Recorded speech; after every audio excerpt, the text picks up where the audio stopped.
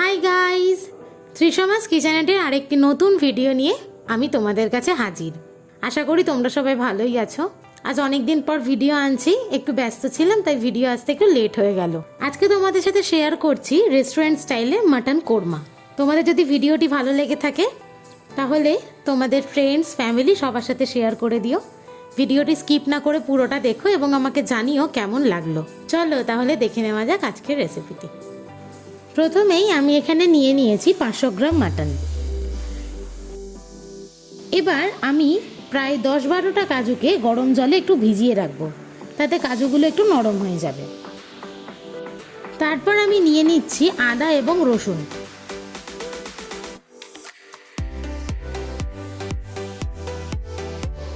ভালো করে মিহি করে শিলে আদা এবং রসুনটাকে বেটে নিতে হবে।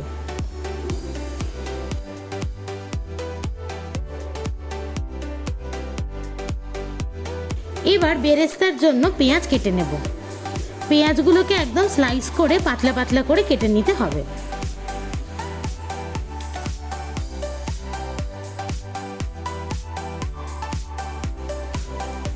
আমি এখানে 500 গ্রাম মাটনের জন্য প্রায় তার হাফ পরিমাণ প্রায় 250 মতো পেঁয়াজ নিয়ে নিয়েছি। এবার কড়াইয়ের মধ্যে দিয়ে দিতে হবে 1 কাপ মতো তেল। এখানে আমি রিফাইন্ড অয়েল ইউজ করেছি, কারণ কোরমা কিন্তু রিফাইন্ড অয়েলে বেশি ভালো লাগে। এবার ওই তেলটা হালকা পরিমাণ গরম হয়ে গেলে পেঁয়াজগুলোকে দিয়ে দিতে হবে। এবার পেঁয়াজগুলো একদম বেরেস্তা হওয়ার অপেক্ষায়।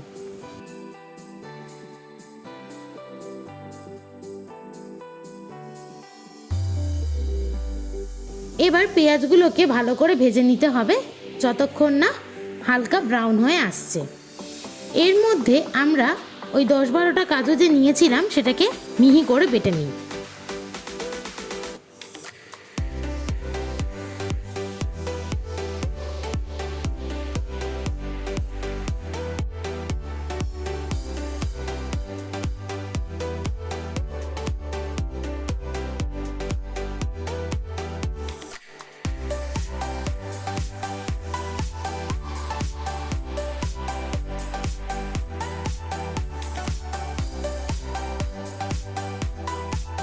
পেঁয়াজগুলো একদম লাল লাল করে ভাজা হয়ে গেছে।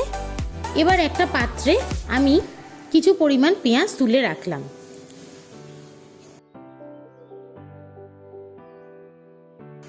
প্রায় বেশিরভাগ পেঁয়াজটাই তুলে নিতে হবে।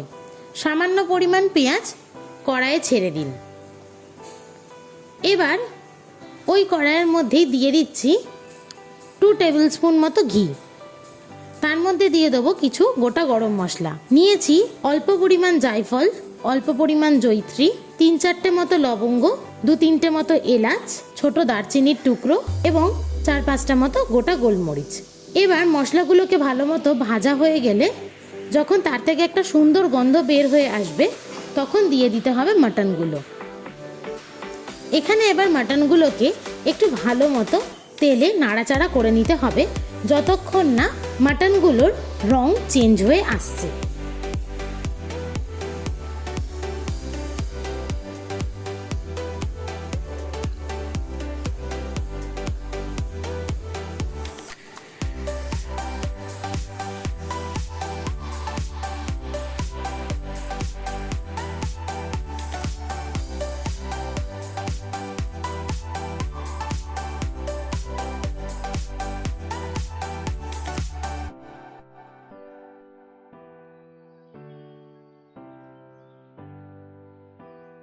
দেখুন মাটনগুলো কিন্তু অনেকটাই ব্রাউন কালারের হয়ে গেছে।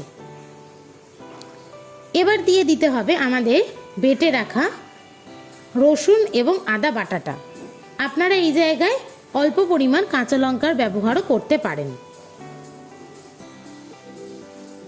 এবার মাংসটাকে আদা এবং রসুনের সাথে ভালো করে মিক্স করে নিতে হবে এবং হালকা হাতে নাড়াচাড়া করে ভালো মতো ভেজে নিতে হবে যাতে রসুন এবং আদার কাঁচা গন্ধটাও চলে যায়। এবার আমি ঢাকনা চাপা দিয়ে রাখলাম, তাতে হালকা পরিমাণ মাংসটা সেদ্ধও হতে থাকবে এবং আদা এবং রসুনের কাঁচা গন্ধটাও চলে যাবে।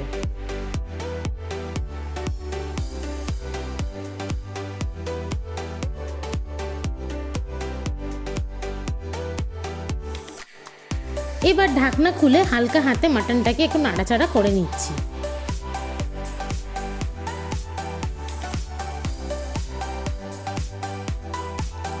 এবার এক এক করে প্রত্যেকটা মশলা দিয়ে দিতে হবে। প্রথমেই দিয়ে দিলাম স্বাদ মতো নুন, তারপরে দিচ্ছি হাফ টেবিল স্পুন মতো হলুদ গুঁড়ো, তারপরে দিলাম 1 টেবিল স্পুন জিরে গুঁড়ো এবং 1.5 টেবিল স্পুন মতো কাশ্মীরি লাল লঙ্কার গুঁড়ো এবং প্রায় 1.5 টেবিল স্পুনের থেকেও বেশি পরিমাণ দিয়ে দিলাম ধনে গুঁড়ো। এখানে একটু খেয়াল রাখবেন, ধনে গুঁড়োর পরিমাণ কিন্তু জিরে গুঁড়োর থেকে বেশি হতে হবে।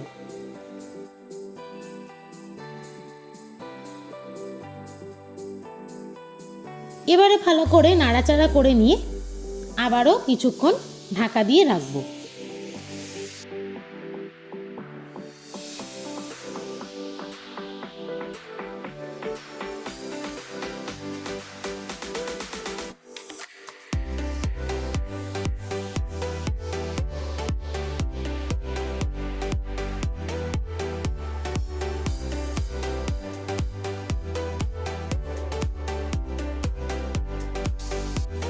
ঢাকনাটা খুলে নিয়ে এবার একটু হালকা হাতে নাড়াচাড়া করে নিচ্ছি।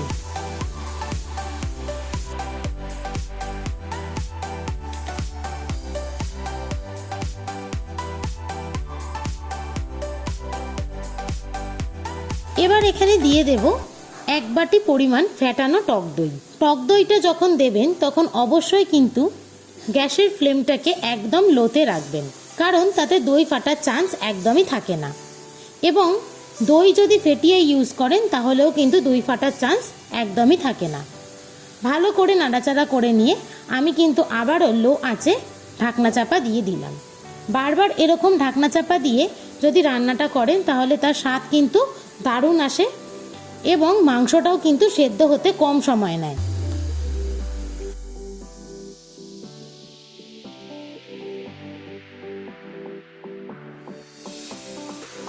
এর ফাঁকে চলুন আমরা বেরেস্তাটা ভালো করে বেটে নিই। আপনারা এই ক্ষেত্রে মিক্সার গ্রাইন্ডার ব্যবহার করতে পারেন। পুরোপুরি জল দিয়ে কিন্তু বাটবেন না, হালকা হাতে এটাকে ভালো করে বেটে নিতে হবে। দেখুন আমি একটু গোটা গোটা পরিমাণে রেখেছি এবং একটা পাত্রে বাটার পর তুলে রাখলাম।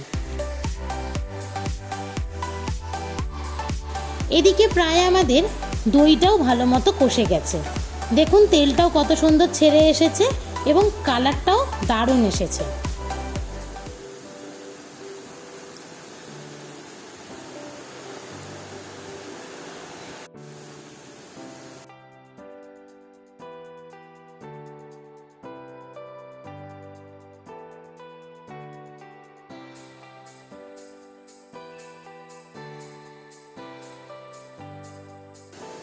এবার আমি এখানে বেটে রাখা বেরেস্তাটা দিয়ে দিলাম।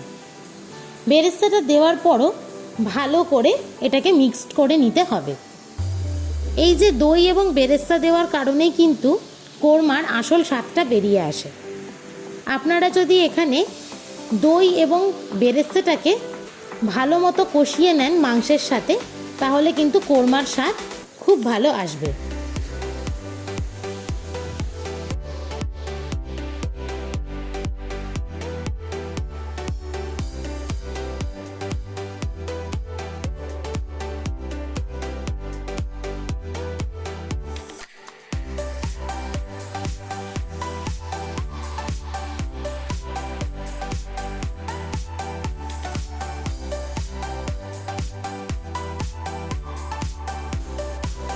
আমি কিছুক্ষণের জন্য ঢাকনা চাপা দিয়ে দিয়েছিলাম। এবার প্রায় 10 থেকে 15 মিনিট বাদে আমি ঢাকনাটাকে খুলে একবার আপনাদের দেখিয়ে দিচ্ছি নাড়াচাড়া করে। দেখুন কি সুন্দর দই এবং পেঁয়াজের বেরেস্তাটা কষে গেছে মাংসের সাথে এবং কালারটাও কত সুন্দর এসেছে এবং ধীরে ধীরে কিন্তু মাংসগুলো সেদ্ধ হতে থাকছে। আমি যে এতবার ঢাকনা চাপা দিয়ে দিয়ে রান্না করছি তার একটাই কারণ, মাটন সেদ্ধ হতে কিন্তু অনেকটাই সময় নেয় এবং কোরমার যদি আসল স্বাদ পেতে হয় তাহলে কিন্তু আপনাদের অবশ্যই কড়াইয়েই কোরমা বানিয়ে নিতে হবে। আপনারা এই ক্ষেত্রে প্রেসার কুকারও ব্যবহার করতে পারেন, কিন্তু স্বাদটা তুলনামূলকভাবে কিন্তু কম আসবে।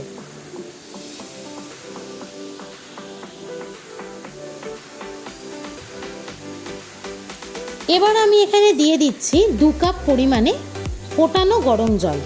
এখানে কিন্তু আপনারা অবশ্যই গরম জল ইউজ করবেন, তা না হলে কিন্তু কোরমার স্বাদ অনেকটাই বাজে হয়ে যাবে।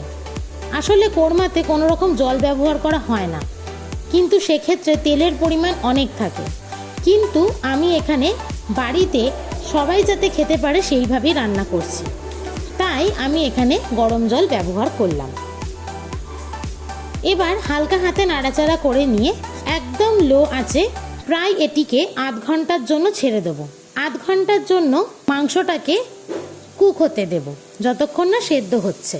এবং তার মাঝে বারবার একটু চেক করে নিতে হবে যে মাংস কতদূর সেদ্ধ হয়েছে। আমার এখানে আরও একটু পরিমাণ জল লাগবে বলে মনে হয়েছে এবং আমি সেই মতো অ্যাডজাস্ট করে আরও হাফ কাপ মতো জল দিয়ে দিয়েছি।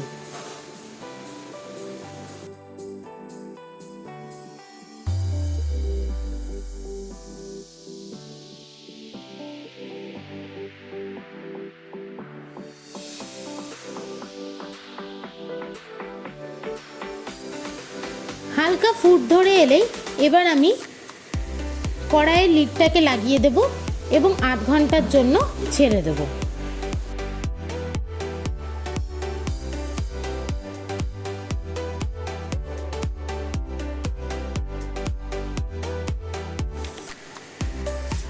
প্রায় 35 থেকে 40 মিনিট পর দেখুন কত সুন্দর তেলটা কেটে এসেছে এবং মাংসগুলোও কিন্তু পারফেক্টলি সেদ্ধ হয়ে গেছে।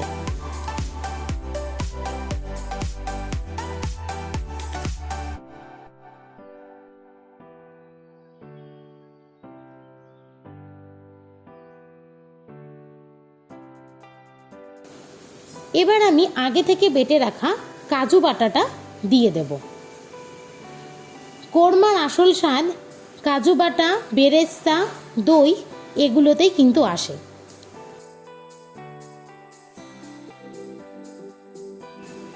এবং আপনারা যদি এখানে একদম বিয়েবাড়ির স্টাইলের স্বাদটা পেতে চান তাহলে কিন্তু অবশ্যই কেওড়া জল ব্যবহার করতে হবে। যারা পছন্দ করেন না তারা কিন্তু স্কিপ করতে পারেন, কিন্তু অথেন্টিক কোরমা রেসিপিতে অবশ্যই কেওড়া ওয়াটার ইউজ করা হয়। দিয়ে দিচ্ছি সামান্য পরিমাণে শাহি গরম মশলার গুঁড়ো।